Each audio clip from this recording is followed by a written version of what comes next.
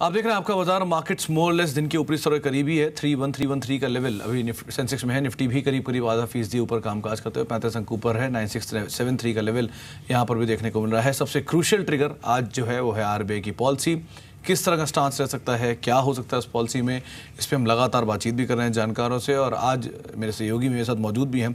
In fact Mumbai में RBI headquarter के सामने से सिल्की मौजूद हैं। सिल्की, आरबीआई का जो फैसला है कुछ ही देर में आने वाला है। जानकार मान रहे हैं कि बदलाव नहीं होगा। जी बिजनेस के पास एक्सक्लूसिव जानकारी है कि शायद बदलाव हो, और अगर बदलाव नहीं भी होता है तो स्टांस जो है वो पूरी तरह से चेंज हो सकता है।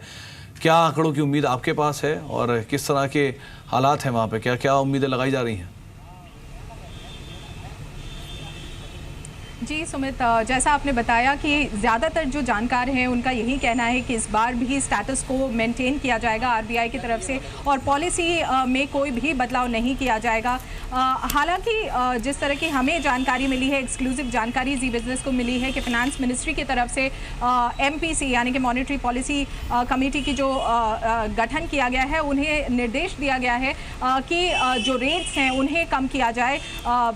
पॉलिसी रेट्स को कम करने पर ग्रोथ को बूस्ट करने की बात कही जा रही है। और लंबे समय से जो आंकड़े भी आए हैं हमारे पास, जिस तरह के जीडीपी के आंकड़े आए हैं 6.1% कम आए हैं आंकड़े, और वहीं महंगाई दर में भी, जिसे बड़ा रिस्क फैक्टर मानती थी आरबीआई अब तक अपनी पॉलिसी में बदलाव ना करने के पीछे, वो भी आंकड़े कम आए हैं। 3% तक की गिरावट जो है खुदरा महंगाई दर में देखने को मिली है।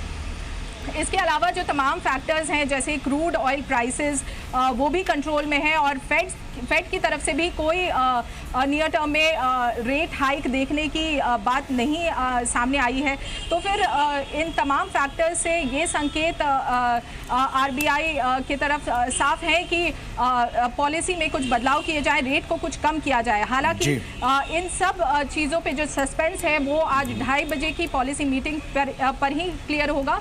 और ये देखना उसके बाद की जो कमेंट्री करेंगे उर्जित पटेल, उस पर भी खासी नजर रहेगी जानकारों की, और वो देखना चाहेंगे कि किस तरह का स्टैंड लेते हैं आरबीआई गवर्नर, और आगे जिस तरह से अकोमोडेटिव से न्यूट्रल स्टैंड लिया गया है, आगे का क्या स्टैंड रहेगा।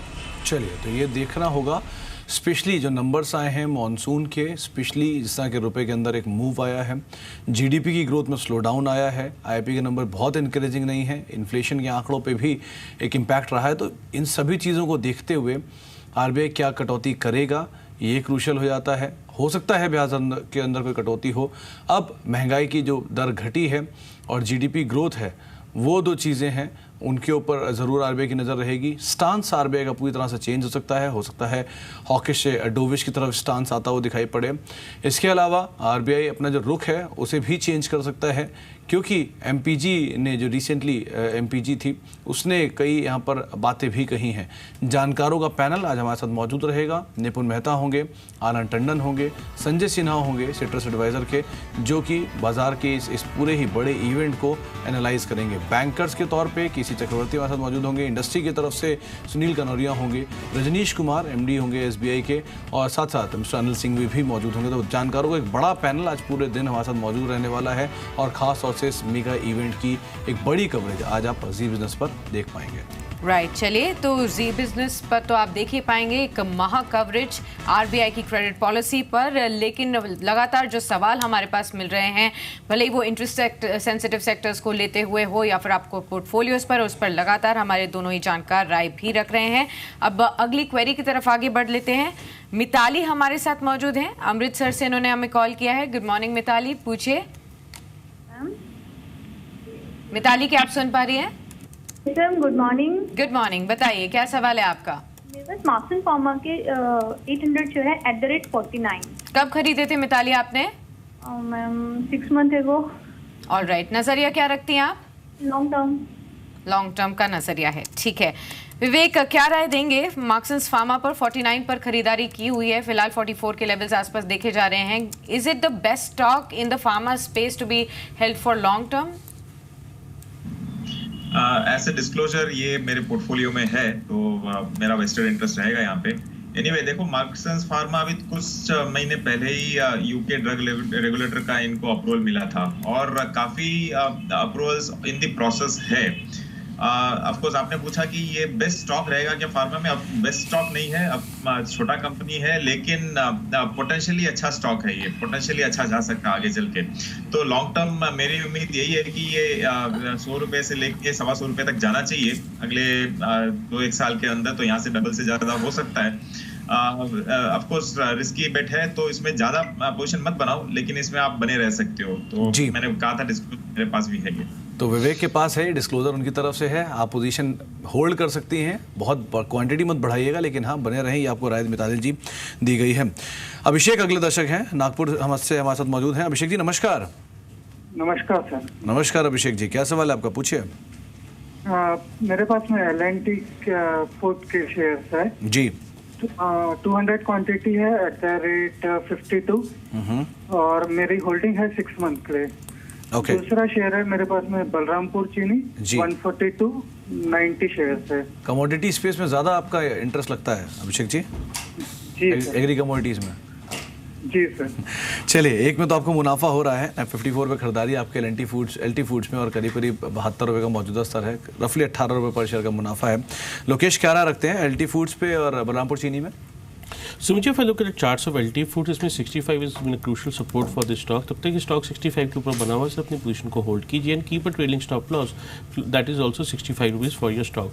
इस पोजीशन को होल्ड कीजिए, इसके लॉन्ग टर्म चार्ट्स काफी पॉजिटिव हैं जो इंडिकेट करते हैं स्टॉक 80 से 84 के लेवल्स ऊपर तक दिखा सकता है। वहाँ पर चाहे तो थोड़ा अपने प्रॉफिट्स को टेक होम कर लीजिएगा। अगर बलरामपुर चीनी के स्टॉक को स्टडी करते हैं, यहाँ पे एक साइड वेज कंसोलिडेशन हो रही है, जहाँ पे अपर रेंज में स्टॉक को रेजिस्टेंस फेस होती है close two levels of 158 and the support zone is close two levels of 145। तो 145 का स्टॉप लॉस डाल के फिलहाल अपनी पोजीशन को होल्ड कीजिए। If the stock breaks out above the level of 155 तो आपको 160 से 165 के लक्ष्य ऊपर की तरफ देखने को मिलेंगे। आप वहां पे चाहेंगे तो अपने प्रॉफिट्स को टेक होम कर लीजिएगा। तो फिलहाल दोनों ही पोजीशन को होल्ड कीजिए, दे आर गुड स्टॉक्स। ठीक है, एलटी फूड्स और बलरामपुर चीनी दोनों को ही होल्ड करके चल सकते हैं, एक्सपर्ट का ऐसा मानना है। अगले सवाल के लिए एक एसएमएस आया है हमारे पास मंडी से, रविंद्र ने पूछा है, ये आईडीएफसी बैंक के बारे में जानना चाहते हैं। 165 शेयर्स ये होल्ड करते हैं, 66.50 के भाव पर इनकी पोजीशन है। विवेक, बैंकिंग स्पेस से एक और शेयर आईडीएफसी बैंक को आप कैसे देख रहे हैं, और अगर लॉन्ग टर्म का नजरिया हो इनका तो क्या राय देंगे? इनफैक्ट साक्षी, मैंने बहुत दफा एब्सोल्यूट लॉन्ग टर्म भी नहीं, एब्सोल्यूट लॉन्ग टर्म के लिए आईडीएफसी बैंक यहाँ पे रिकमेंड किया हुआ है, और ऐसे डिस्क्लोजर एब्सोल्यूट लॉन्ग टर्म के लिए इतने स्ट्रॉन्ग रिकमेंडेशन मैंने दिया हुआ है, तो मेरे पास मेरे पोर्टफोलियो में भी है, तो ये काफी हद तक आपका जवाब दे देगा। और देखो, न्यू एज बैंक है, काफी से ह्यूमनलेस बैंकिंग में ये लोग उतरना चाहते हैं, अग्रेसिव है, रेपुटेशन बैंक का अच्छा है, और फिलहाल रिसेंटली बना हुआ बैंक है, तो मेरे हिसाब से अगले 4-5 साल में ये अच्छा कर सकता है जी। और डिस्क्लोजर है मेरे पास। चलिए, तो एक और डिस्क्लोजर अभी है विवेक की तरफ से, और आईडीएफसी बैंक में आपके लिए बने रहने की राय दी गई है। मयंक से बातचीत कर लेते हैं। मयंक जी नमस्कार। मयंक, आप सुन पा रहे हैं? हाँ जी, मैं सुन पा रहा हूँ जी। मयंक, क्या सवाल है आपका, पूछिए। सर, मेरा गोफिक साइंसेज, गोफिक बायोसाइंसेज पे आपने सवाल पूछा है? Yes sir. किस भाव पे खरीदारी है आपकी? सर, मैंने गोफिक बायोसाइंसेज के 1200 शेयर्स खरीदे। किस भाव पे खरीदारी आपकी? सर 72। आप ये जानते हैं गोफिक बायो करती क्या है? सर 72 पे। नहीं, ये कंपनी करती क्या है, कुछ आइडिया है इसके बारे में आपको? Sir yes sir, it makes drugs and pharma related company. Okay, चलिए, चॉक्सी ग्रुप की ये कंपनी है और फॉर्मुलेशन प्रोडक्ट्स बनाने काम काज के अंदर है। कितना समय आप इसे दे सकते हैं मयंक जी? सर लॉन्ग टर्म के लिए। लॉन्ग टर्म के लिए। लोकेश, 72 रुपये पर खरीदारी है, 70 का मौजूदा स्तर है, करीब 1200 शेयर इनके पास है, बहुत ज़्यादा लॉस तो नहीं है, फार्मा में तेज़ी है, स्पेशली मिड कैप में, लेकिन ये शेयर डेल ऊपर है, क्या करना चाहिए ना? So if I look at the charts of Gufic Biosciences right now, what we see the stock is facing a big time resistance close to levels of 78 and 80, और इसके लॉन्ग टर्म चार्ट्स भी indicate करें जब तक 70-80 के levels को breakout नहीं देगा, उसके ऊपर इसमें 100 रुपये के भाव नहीं आते हुए नजर आएंगे। लेकिन अभी भी इसके जो लॉन्ग टर्म चार्ट्स हैं वो काफ़ी पॉजिटिव हैं, जो इंडिकेट करते हैं फिलहाल अपनी पोजीशन को आप होल्ड कीजिए and you keep a very stick stop loss close to level of 63 rupees and wait for the stock to cross 80 rupees with volumes. जैसे ही स्टॉक 80 रुपये के दायरे के ऊपर जाएगा, आपको 100 रुपये का लक्ष्य मिल जाएगा और वहाँ पर जाकर अपने प्रॉफिट्स को टेक होम कर लीजिएगा। It's good stock, sir hold कीजिए जी। चलिए, तो रणनीति बताई गई है आपको और आप उसी के हिसाब से मयंक जी अपने पोजीशंस को देख सकते हैं। चलिए, तो बाजार में तो बातचीत होती रहेगी और मार्केट्स भी डे हाई के आसपास ही है। आज एक क्रूशियल इवेंट भी है। डिम्पी हमारे साथ मौजूद है एफ&ओ के तमाम आंकड़े लेकर। डिम्पी, एफ&ओ पे तो बातचीत करेंगे ही, सबसे बड़ी चीज़ जो आप बताएंगे, लेकिन मैं सिर्फ एक ही चीज़ आपसे पूछना चाहूँगा। बड़ा इवेंट सामने खड़ा है, RBI की पॉलिसी है। निफ्टी करीब 8670 के आसपास अभी कामकाज कर रहा है। इन लेवल पर कौन सी कॉल, कौन सी पुट सिर्फ पॉलिसी के आधार पर बाय की जाए या शॉर्ट की जाए?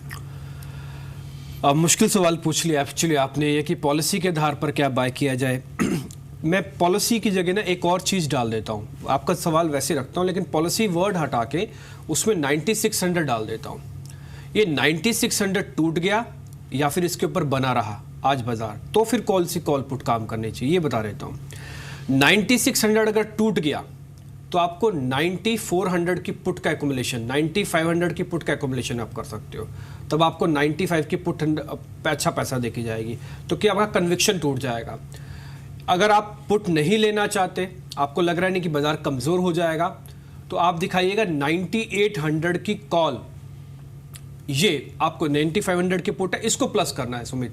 अगर 9600 टूट जाता है तो आज, और अगर इसी में अगर आप वो प्लस नहीं करना चाहते हैं, उसके साथ कुछ कॉल को बेचना चाहते हैं, आपको कन्विक्शन आ रहा है कि नहीं टूट गया लेकिन बेस है बाजार के पास, फिर से ऊपर ना आ जाए, लेकिन एक चीज़ जो टूट जाएगी ना 9600 के टूटते ही, वो कन्विक्शन, वो आपको 9200 बिल्कुल गुम हो जाएगा। इस कॉल के बारे में मैंने आपको कल भी बताया था। कल ये 35 रुपये की थी, कल ये बाजार टूट रहा था तो उसके बाद 32 रुपये का इसने लो बनाया, आज वापस 38 है। ये 3 से 4 रुपये के मूवमेंट वाली कॉल है। ये 3 से 4 रुपये आपको देगी। जैसे बाजार थोड़ा सा तेज हो जाए 4 रुपये आप इससे कमा लेंगे। जैसे बाजार थोड़ा सा, अभी आप मेरे सामने तोड़िए निफ्टी 30 पॉइंट, मैं इस कॉल को आपको 4 रुपये तोड़ के दिखा सकता हूँ। तो ये जो 9800 की कॉल है, ये एक अच्छा प्ले, एक अच्छा स्विंग मिलेगा ट्रेडर्स को। अपना मैं बैंक की बात अब पूछ ही लेना, तो चलिए एक डाटा मैं आपके सामने शेयर ही कर देता हूँ। एक बार कर्नाटका बैंक दिखाइए। अगर आप कर्नाटका बैंक की 180 की कॉल लेना चाहते हैं तो वो ले सकते हैं आप।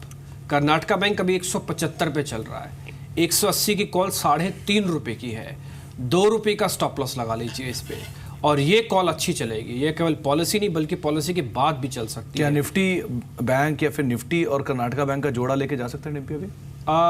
बैंक निफ्टी को थोड़ा वेट एंड वॉच अभी होने दीजिए, थोड़ा रुकने दीजिए, क्योंकि बैंक निफ्टी ना आज एक बहुत ही क्रिटिकल रेंज को में फंसा हुआ है। आप पूरा देखिए, आज चार्ट भी दिखाइए एक बार बैंक निफ्टी का, आपको दिखेगा 23,350 से लेकर ये आपके सामने 23,550 तक की रेंज में फंस गया है। ये 200 पॉइंट की बैंक निफ्टी की रेंज है।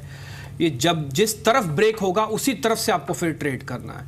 अगर ये 23,350 को तोड़ देगा तो शॉर्ट ले जाइएगा, 23,500 को तोड़ देता है तो लॉन्ग लेके जा सकते हैं, बना सकते हैं तो रख सकते हैं। लेकिन ये रेंज 200 पॉइंट की रेंज है। ये 23,550 और 23,350 इस दोनों के बीच में फंसे हुए हैं। बैंक निफ्टी के अलावा आप कोई कॉल तो छोड़ दीजिए, आपको मैंने बैंकिंग स्टॉक बता दिया। वैसे हेमंत ठुकराल से भी हमने आज बातचीत की थी और उनसे हमने कॉल पूछी भी कि क्या उसमें कोई रिकमेंडेशन है आपकी मार्केट में। आज अपनी टर्मिनल को आप देखेंगे ना, हाउसिंग फाइनेंस कंपनीज अच्छा चल रही हैं, कैनफिन होम्स, LIC, इसके अंदर एक अच्छा मूव है। अभी तक ये सुबह हमने 10:20 पे दी गई कॉल थी, 3,000 का प्रॉफिट हो चुका है।